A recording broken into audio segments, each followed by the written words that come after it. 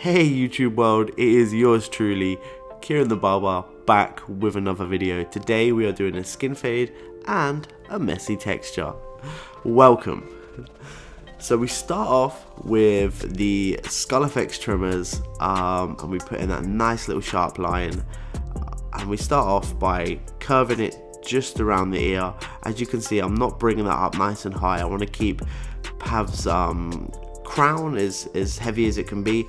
We have kind of issues with Pav's crown, and people who have watched my videos before would know that I've done a few videos and stuff with Pav now. So we've done a few videos and he's in a lot of my photo shoots. He's got great hair to fade, etc, but he's got a terrible crown. So we have to leave that bit at the back a little bit longer just to try and make sure that crown sits nice, because if that crown's cut short, it is wild. So continuing with my foil shavers, what I do with my foil shavers next is I'll make sure that the foil is going in all different directions.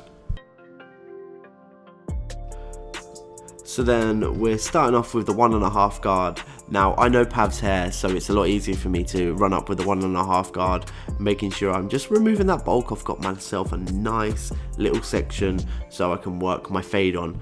As I've said in previous videos, I don't like fading with hair that's just been there. I like to give myself a straight place to fade. So I'll start with my 1.5 and then I'll go to a 1 open. And as you can see with my 1 open, what I'm doing is as I'm coming up and I'm flicking out, making sure I'm flicking away that hair. That's what creates the fade. That's what makes it easier for us barbers, is when you're coming in and you're just flicking out ever so slightly. That's what helps that fade. It helps the progress, it helps the transition. It really completes it. If you're not flicking, you're just going to create another line and then you're going to cause yourself more mischief, more hassle. So then to my half guard open, I love the half guard. Do you know what? The half guard open for me is one of my favorite guards. It just smooths off that one. It creates a transition into the 0, and that just the half guard open to closed is probably one of my favorite guards, because it's one of the newer guards, and it just helps, makes your life so much easier. I know old school barbers would be like, we don't use that, we don't like that. Me personally, I'm an old school barber. I've been cutting hair for 15 years now, and I love it. The half guard for me is a flawless guard. So now transitioning from the half guard to no guard open, real open. As you can see that my clippers go quite far open. So then just on the ends of the fade now, because I don't want to be pushing up too high. I want to be just cutting them ends of the fade, making sure that's blending in, and then going from a 1/4 to then a 0. I'll be doing a little bit of trigger play. For those who don't know what trigger play is, the lever on the side, I'll be coming up, down, up, down, up, down, just to slowly bring out that shadow in the hair. It's a very simple technique. Do not be scared to go back and forth with your trigger play. It's just one of the things that I like to do. It's easy, it helps me. Using corners of your guards as well, using corners of the blades, that is a big thing. It's almost like you're using a pencil when you're coming around with your clippers, just to erase that last little line. As you can see, I'm just using the 3 little corners here, and I'm just flicking up and away, and that just helps so much. It just creates then a fade, a really nice fade, to be fair. And yeah, it's Pav's hair just fades nice anyway, so I'm very lucky. I'm very fortunate to have clients that have got great hair, and their fading is very easy to do.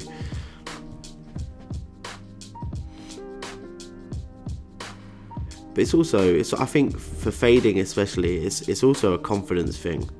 I think you have to be confident. My advice as a new barber would be, if you're listening and you're a new barber, I would just say, honestly, take your time, relax with it. We've all been there. We've all started off, and we know, it's hard. No one's here to judge. I imagine someone walking into my barbershop and seeing 5 very good barbers, 4, because I'm not going to include myself in that. My staff are actually amazing barbers, some of the best barbers I've ever seen. So I imagine someone coming into the shop and being scared of cutting hair, etc., etc. It might throw them off that there's 5 barbers. So I just say relax, take a breather, take your time. No one's here to judge. Just, I'd rather you get it relaxed and take 2 hours and get it right than take 15 minutes and get it completely wrong. You know, for me, it's all about returning business.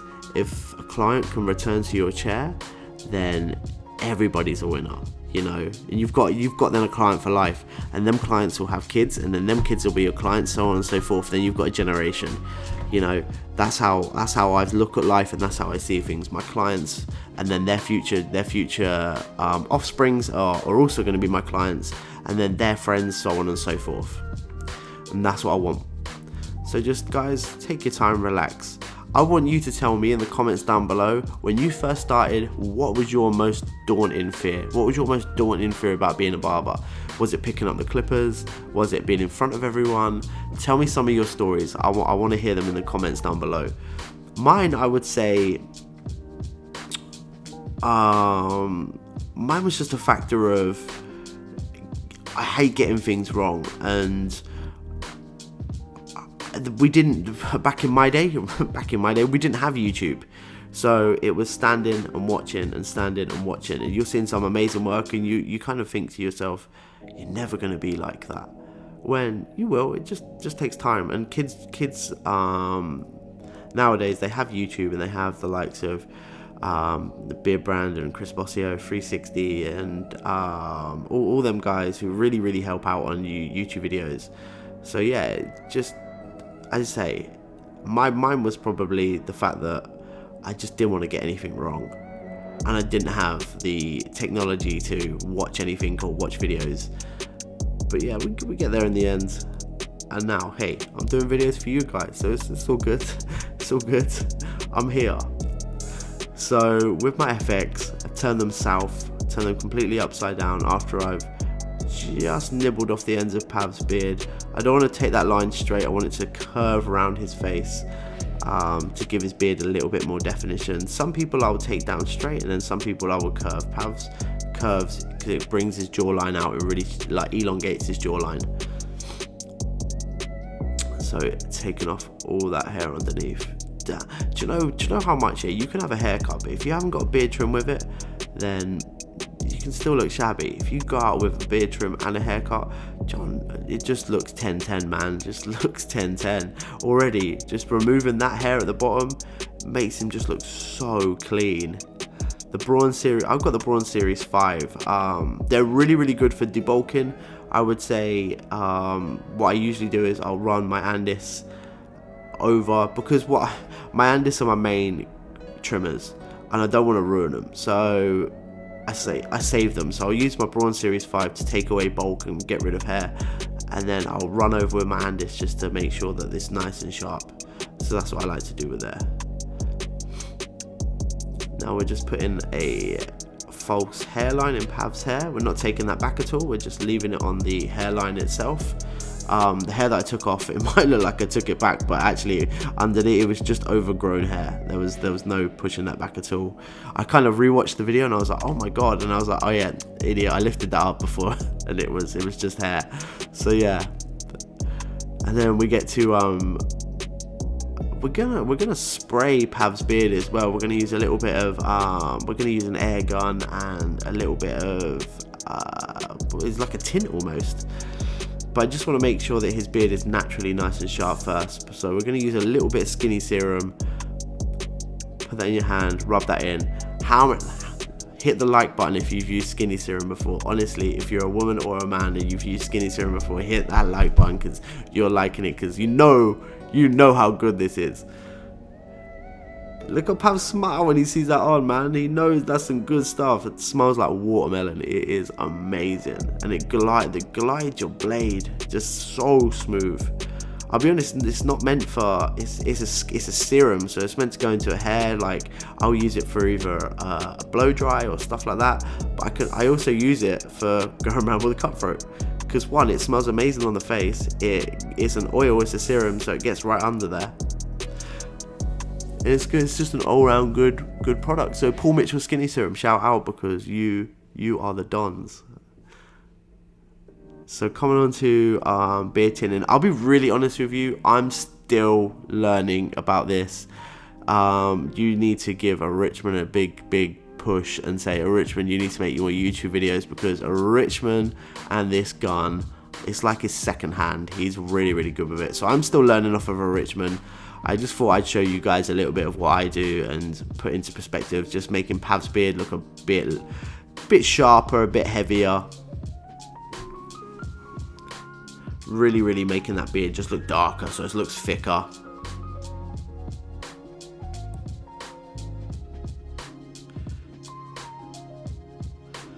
But I say, guys, I'm still new to this, and if you guys want to comment down below any advice that you would give me on tinting, I would really appreciate that as well. The more help for me, the better.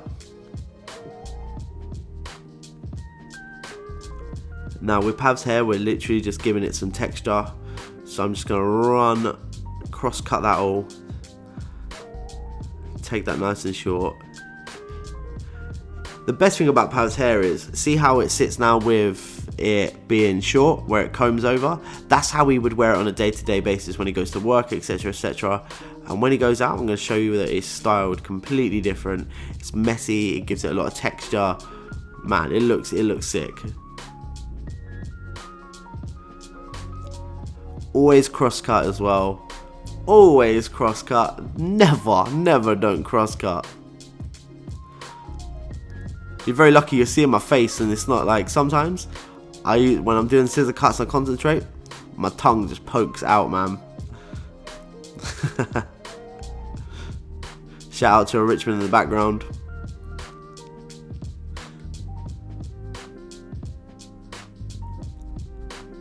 So guys, the analytics are telling me that I need at least like 200 likes on this video to really give this video a push. So guys, if you've watched it all the way to this part, make sure you smash that like button. I really appreciate it. You don't understand how much I appreciate it. It really helps me. It helps me make these videos. It helps me just, man, I want to make more videos, so I want to get more views, obviously. And if you guys can help me do that and help me boost my channel, I'd really appreciate it. So don't forget to smash that like button. And if you are new to my channel, do not forget to just give me a little subscribe. Do you know what? The pros and cons of this blow dryer. I love this hairdryer. I love this hairdryer. My only issue with this hairdryer is sometimes it's it's a bit loud, and two, it's a bit powerful. If you're a female hairdresser and you're looking for an amazing hairdryer, my wife has this at home. It's the ETI. It is honestly the dawn of hairdryers. My only issue is, for me, with doing such fine work with fine hair, etc, etc, I find it blows the hair out of place. I'm probably going to bring my Dyson back into play very soon, and the only reason I say that is because the Dyson, it doesn't get as hot and it's not as powerful. It's quite quiet and it just works perfect for me personally, because I work with such short hair, sometimes short fine hair, that I don't want it to be blown all over the place. I don't want it to be blowing it out of style as such. I want to blow dry into style and it sit into style when I'm blow drying the rest of the hair. I find with the ETI sometimes that when I'm drying the hair, sometimes the hair dryer itself can actually just blow the style out of place. It's too powerful, which is great if you're a woman and you're doing long hair and you want to do that quick blow dry. That is the one. Onto the powder. Ooh, everybody loves powder. Smash the like button if you like powder. Smash the like button if you use powder. Or comment down below and tell me what product is your favourite product for putting on gents' hair. I want to know. And if you can find a better powder than the Got To Be, tell me down below. I want to know. I want to test other products. So if you can comment down below and let me know what other products you think, then I'll happily hear them. So using them fingers, my little sausage fingers, just to get them through there, twisting that up. Bit of Paul Mitchell free spray. Loving life. Look at Pav, he's looking like a don. A straight 10, bruv. Damn. He looks serious. He's he's the most funniest guy you'll ever meet, right? But when he does that serious face, he looks well serious. He ain't serious. He's a bit like Mr. Bean. That's how I describe Pav. He's always smiling, he's always laughing. But when he needs to whack his model face on for me, he's a good lad, he does it for me.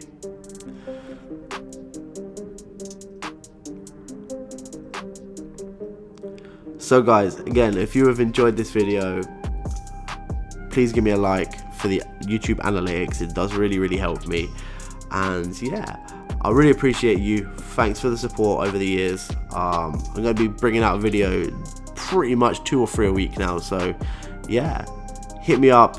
And if you want to be on my YouTube videos, or you want your hair cut by me, then give me a shout. We can sort that out. Peace, love, respect. Subscribe!